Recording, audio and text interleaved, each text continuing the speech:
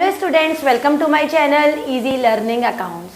आज की इस वीडियो में हम मोस्ट इम्पॉर्टेंट टॉपिक करने वाले हैं जो हमारे एग्जाम में ना आए, ऐसा पॉसिबल नहीं है। उसका नाम है balance sheet of the company, और उसमें भी केवल हमें एक एक्सट्रैक्ट शो करने की बात कहेंगे, वो है हमारा specially share capital.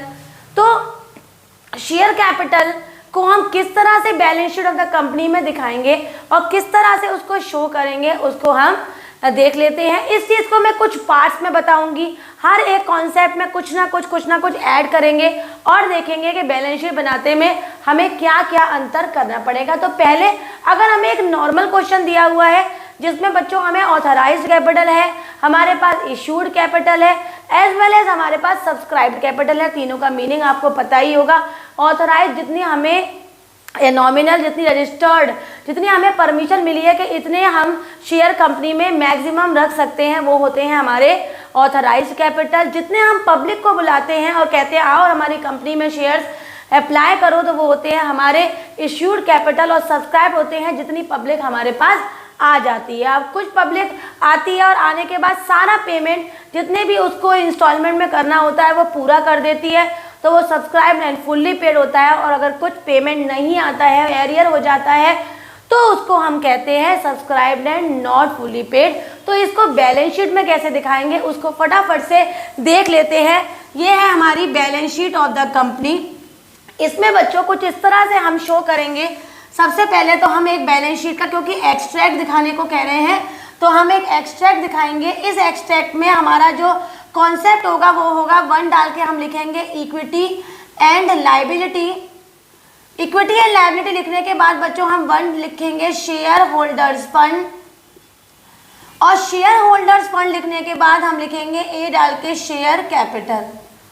Security premium reserve का भी कॉन्सेप्ट बता देती हूँ साथ में। तो रिजर्व एंड सरप्लस हम उसमें दिखाएंगे, क्योंकि जितने भी नाम के पीछे रिजर्व्स होते हैं और आगे सरप्लस लगे होते हैं वो हमारे सब हेड रिजर्व एंड सरप्लस के अंदर ही आते हैं। इसका मैं बहुत जल्दी आपको एक सेपरेट वीडियो बनाऊंगी जिसमें मैं आपको एक शॉर्ट रिवीजन कराऊंगी हेड्स एंड सब हेड्स का, राइट। इसको लिखने के बाद इनको हम नोट नंबर में भी शो कर देंगे, क्योंकि इसकी हम वर्किंग नोट दिखाएंगे बच्चों। और वर्किंग नोट के लिए हम एक अलग से ब्लॉक बनाएंगे जिसका नाम है नोट्स टू अकाउंट। अब क्योंकि यहाँ आपने 1 लिखा है तो इसका वर्किंग नोट हम 1 पे दिखाएंगे और यहाँ पर लिखेंगे हम शेयर कैपिटल। सबसे पहले अगर हम देख लेंगे हमारे क्वेश्चन में ऑथराइज्ड कैपिटल दे रखा होगा, तो ऑथराइज्ड कैपिटल की कैसे वैल्यू दे रखी है। मान लो 10,000 shares at the rate of 10 each दे रखे हैं, तो जितने भी शेयर दे रखे हैं at the rate of dash each उसको लिखेंगे, वैल्यू लिखेंगे और बच्चों डबल लाइन से क्लोज कर देंगे, क्योंकि ये केवल हमें शो करना है। इसको ऊपर हम शेयर कैपिटल की वैल्यू में नहीं ले जाएंगे। सेकंड नंबर पे हम यहाँ पर लिखेंगे इश्यूड कैपिटल, और इश्यूड कैपिटल भी क्वेश्चन में देख लेंगे कि जितनी पब्लिक को हमने बुलाया वो कितनी है। अगर सेम टू सेम है तो सेम टू सेम लिख देंगे। अगर वो कह रहे हैं कि 1.5 लाख के शेयर्स थे और फर्दर हमने इशू कर लिए 1 लाख, और तो 1.5 लाख को भी साथ में दिखाएंगे, 1 लाख को भी साथ में दिखाएंगे, दोनों को ऐड करेंगे और दोनों की वैल्यू हम यहाँ पर लिखेंगे। ये बात भूलिएगा मत। तीसरी है हमारी सब्सक्राइब्ड कैपिटल। तो सब्सक्राइब्ड कैपिटल में क्या करते हैं बच्चों, जितनी पब्लिक आ गई उसे कहते हैं सब्सक्राइब्ड कैपिटल। अब जितनी पब्लिक आ गई, आके उन्होंने हमें पूरा का पूरा पेमेंट कर दिया। देखो कुछ इस तरह से होता है कि पापा ने हमें परमिशन दी कि आप कितने लोगों को पार्टी में बुला सकते हैं, अपने फ्रेंड्स को हमने परमिशन ले ली, तो परमिशन जितनी मिली वो ऑथराइज्ड कैपिटल। जितने फ्रेंड्स हमने बुला लिए उसे कहते हैं इश्यूड कैपिटल, और जितने फ्रेंड्स हमारे आ गए वो हो गए सब्सक्राइब्ड कैपिटल। अब कुछ फ्रेंड्स आए, खाए और गिफ्ट भी दे गए, तो सब्सक्राइब्ड एंड फुल्ली पेड। कुछ आए, खाए लेकिन दे के नहीं गए, तो subscribed and not fully paid. तो इस तरह से याद रखिए, तो फनी तरीके से आपको ये अच्छे से समझ में आ जाएगा। तो सब्सक्राइब लिखेंगे और सबसे पहले लिखेंगे सब्सक्राइब्ड एंड फुल्ली पेड। तो सब्सक्राइब्ड एंड फुल्ली पेड में हमारे जितने शेयर होंगे eight the rate of dash each, उसकी वैल्यू हम अंदर की तरफ ही लिख लेंगे। और नेक्स्ट लिखेंगे subscribed and not fully paid. अब नॉट फुल्ली में अगर मैं बात कहूँ बच्चों के 10 रुपीज़ के हिसाब से शेयर है, लेकिन 2 रुपीज़ का पेमेंट नहीं आया, तो पेमेंट आ कितने का गया, 8 रुपीज़ का तो पेमेंट आ गया ना। तो लिखने का तरीका होगा सब्सक्राइब्ड एंड नॉट फुल्ली, जितने भी हमारे शेयर हैं जितने भी हमारे eight the rate of question में गिवन है उसे लिखेंगे, फिर लेस कर देंगे उसमें से कॉल इन एरियर्स। लेस करने के बाद जो वैल्यू आएगी इनको ऐड करके यहाँ लिखेंगे और ये वाली वैल्यू चली जाएगी हमारी शेयर कैपिटल में। तो क्लियर है। यहाँ पर कुछ इस तरह से मैं एक एग्जांपल ले लेती हूँ। फॉर एग्जांपल यहाँ पर ऑथराइज्ड 1 लाख है, क्वेश्चन में गिवन है 10,000 eight the rate of 10 each. उन्होंने कहा कि उतने ही हमने पब्लिक को अप्लाई कर दिए, तो फिर वही वैल्यू हमने यहाँ पर लिख ली। फिर वो कह रहे हैं कि हमारे पास पब्लिक आ गई 8,000 eight the rate of 10 each, that means हमारे पास पब्लिक आ गई 80,000 रुपीज की। लेकिन इसमें 1,000 ऐसे शेयर है जिनका 2 रुपीज का पेमेंट नहीं आया।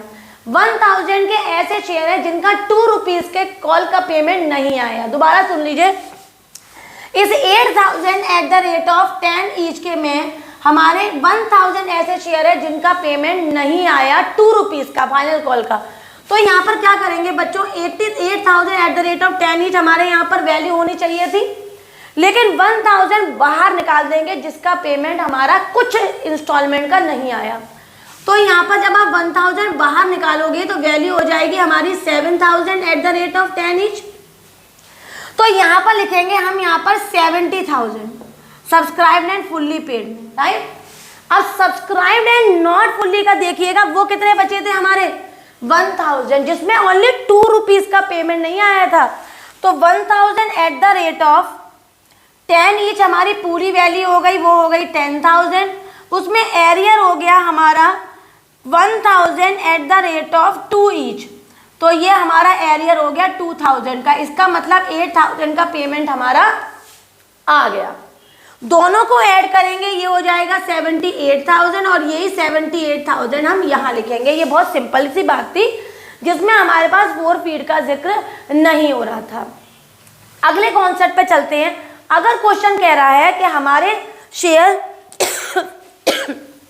एरियर नहीं हुए, फोरफीट हो गए, मतलब पेमेंट आया नहीं, हमने बुलाया तो हमने क्या किया, बार बार कॉल किया कि हमारा पेमेंट दे दो, नहीं आया तो शेयर हमने उनके फोरफीट कर दिए, मतलब हमने शेयर उनके कैंसिल कर दिए। जब भी हम शेयर कैंसिल करेंगे ना बच्चों, तो कैंसिल करने पर क्या होता है, आपने देखा होगा कि हम फोरफीट की एंट्री करते हैं तो हमारी क्रेडिट साइड में एक एंट्री होती है शेयर फोरफीटेड की। उसका मतलब होता है जो पैसा हमारा आ गया, राइट।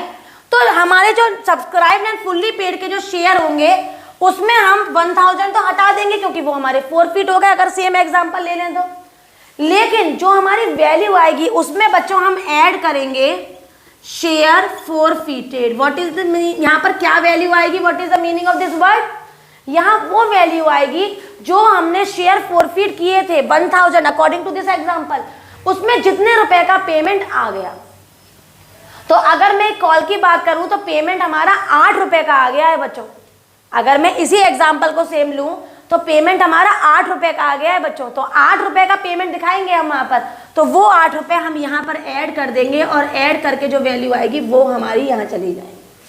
तो हमने फोरफीट में क्या करना है कि फोरफीट में जो हमारी फोरफीट की एंट्री में जो पैसा हमारा मिल जाता है उसको हमें ऐड करना है और शेयर वो वाले बाहर निकाल देंगे जिनका पेमेंट नहीं आया, क्योंकि वो सब्सक्राइब्ड एंड फुल्ली पेड कभी नहीं कहलाएंगे।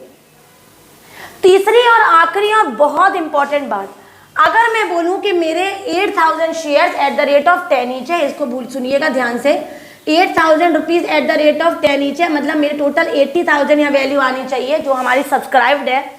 इसमें कह रहे हैं कि 1,000 रुपीज का पेमेंट नहीं आया जिसकी वजह से कंपनी ने शेयर फोरफीट कर दिए। अब बच्चों कंपनी ने जो 1,000 के शेयर यहाँ पर हमारे ना आने की वजह से फोरफीट कर दिए, क्वेश्चन 7 में कह रहा है कि वो हमने तुरंत ही मोहन सोहन हरी किसी को भी रीइशू कर दिए। रीइशू करते ही माइंड को सेट कर लो कि मुझे पूरा 8,000 उठाना है और सब्सक्राइब्ड एंड फुल्ली पेड में ही लिखना है, क्योंकि जो रीइशू हो जाए वो हमारे लिए नील इफेक्ट देगा। आप इसको दो या उसको दो, कंपनी के तो शेयर तो चलेगा ही। तो रीइशू में आप लोगों को बिल्कुल भी कोई भी कॉन्सेप्ट नहीं करना है, सब्सक्राइब्ड एंड फुल्ली पेड में पूरी वैल्यू लिख देंगे। अगर क्वेश्चन कह रहा है कि जो 1,000 का पेमेंट फोरफीट हुआ उसमें हमने आधे रीइशू कर दिए, मतलब 500 रीइशू कर दिए और आधे नहीं किए, तो बच्चों याद रखिएगा, जो शेयर आपने रीइश्यू नहीं किए हैं केवल उसी को माइनस करेंगे तो यहाँ पर वैल्यू आ जाएगी हमारी, यहाँ पर आप 500 माइनस कर दोगे तो यहाँ पर वैल्यू आ जाएगी 7500 eight the rate of 10 each. तो दिस इज 75000। तो क्या किया आपने, केवल वही शेयर हटाए जिसका पेमेंट हमारा फोरफिट होने के बाद हमने रीइश्यू नहीं किया, तो वो हमें उससे कोई मतलब ही नहीं है। ठीक है, तो जो हमने रीइश्यू कर दिया उसे इग्नोर कर दो, वो हमने लिया भी नहीं यहाँ पर, और जो उसने रीइश्यू किया उसको हमने मतलब हटा दिया, और जो रीइश्यू नहीं किया हमने उसको हमने यहाँ पर हटा दिया, माइनस कर दिया।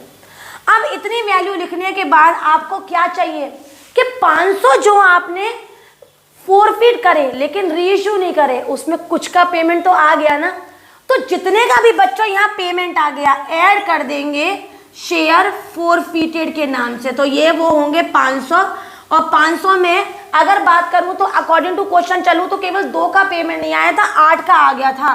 तो 8 ईच के हिसाब से ये हो गया हमारा 5 8 जा 40, और ये हो गया 79000, और यहाँ पर भी आ जाएगा 79000। अगर शॉर्ट में एक बार बात करूं लास्ट वाले कॉन्सेप्ट को ही, तो अगर रीइश्यू हो रहे हैं शेयर्स जो फोरफिट हुए थे तो वो हमारे लिए यहाँ कोई इफेक्ट नहीं डालेंगे, क्योंकि वो ऑलरेडी कंपनी ने अपना फायदा कर लिया, रीइश्यू कर दिया भाई। लेकिन अगर कंपनी ने रीइश्यू नहीं किए हैं जो भी हिस्से के शेयर, उनमें जो पैसा हमारा मिल गया हम वो ऐड कर देंगे। एरियर को डिफरेंट तरीके से ट्रीट करेंगे, फोरफिट को अलग तरीके से ट्रीट करेंगे, और ऑथराइज्ड नहीं भी है अगर क्वेश्चन में तब भी उस कॉन्सेप्ट को लिखेंगे, चाहे इस जगह को खाली छोड़ दें। इश्यूड अगर नहीं भी दिया रखा क्वेश्चन में तब भी उसको लिखेंगे, चाहे खाली छोड़ दें, लिखने के भी हमें मार्क्स मिलेंगे। बैलेंस शीट का क्वेश्चन जरूर आ रहा है, इसकी गलती करना मत कि ये आप तैयार ना करें। जो अच्छी लगी हो तो सभी फ्रेंड्स में शेयर करिए। बच्चों एग्जाम आ रहे हैं, सभी की हेल्प हो जाएगी। चैनल को सब्सक्राइब करें, लाइक करें।